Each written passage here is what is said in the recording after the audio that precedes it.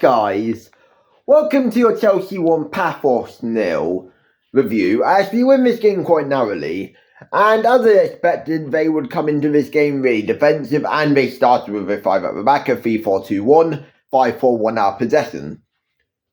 And they barely was in possession, so we barely saw the 3-4-2-1. But Chelsea fans calling this a horror start performance-wise for this game on Brentford. This is a simulation of what you get when a Chelsea side tries to break down a low block. This was the same sort of thing under Maresca. This is the same sort of thing under Liam Rudnier.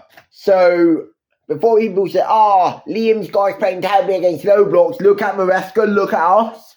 Now, there's no difference. We did move the ball a lot quicker today, to be fair with you at times, against this back five. And it took us a Caicedo header from a corner to score. The one and only winning goal. We went with a starting lineup. Well, was kind of rotated. We made 6 changes from the side who won 2-0 at Brentford, with Gusto coming in, along with Liam Delap, Jorgensen, who then got subbed off with an injury, which I've not seen a goalkeeper sub in so long. But yeah, Sanchez got subbed on for the second half. We saw Fofana come back in, we saw Hato come in. So yeah, we saw 5 changes, I believe, from the Brentford win. And look, we created some decent chances. I do feel like at times we did move the ball a bit slow. Neto's been doubled up on the wings. He couldn't really be much of an influence 1-on-2. When it was a 1-on-1, he would win every single time. And when Esteval came on second half, he came on at the start of the second half. Big praise to Liam Rudnier for the substitutions. I thought they were actually pretty good subs at the right times. I do feel like Esteval did bring something to the game. I mean, look, I've seen more influential Esteval performances, but that was still a good, decently good performance by the 18-year-old. And when you're kind of facing these low blocks, you do have to kind of not expect pretty beautiful, sexy performances. It's going to be grit. It's going to be a rough display with nail-biting chances for you. And when it comes to a counter-attack from the opposition, you have to be prepared for that. And I do actually feel like we were prepared for these counterattacks, with Fofana being brought in just for that, since his pace was so good tonight. He shot a fast centre-back. Hato, again, with his recovery pace, one of the reasons why he was brought in to start. And I do feel like Badisio actually put in a good display. There was one opportunity where I believe he did actually flick it on for Esteval, and Esteval didn't miss, but I did so that the centre-backs tonight were probably one of our brightest sparks in this mediocre performance, with the context of we are facing another low block. On the weekend we got Palace, so that is 3 low blocks in a row. Now, it depends on how we want to play. It depends on if we want to move the ball quicker, because right now I do feel like during low blocks we are moving the ball a bit slow.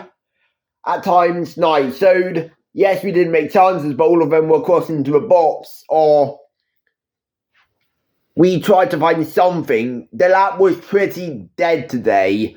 I didn't really see Delap at all make any sort of difference. I don't even think he had a single shot that game.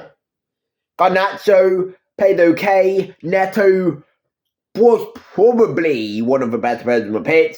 Enzo Fernandez was pretty good again tonight. Caicedo controlling the tempo and the overall game state we did start with a Reece James Caicedo pivot with Enzo number 10. That did work. But we did change it up for the final 45 minutes with Reece James coming off for Esteban. Gittins did come on, and I thought Gittins wasn't really there tonight in the time he had. And no one can tell me 24 minutes isn't enough time to put an influence on things. It's enough time. We've seen Esteban doing 5, 10. Why can't Bro doing 24? We don't know. Pedro didn't really get much of the ball, nor did the lap, to be honest with you. Once again, it's like, no matter what we do with our strikers, this game, none could get a proper touch. But yeah, big credit to Pafos, because if we didn't get that corner, it would have been 0-0, and you would have got a point. So, look, I want to just credit Pafos, because tonight they were defensively sound.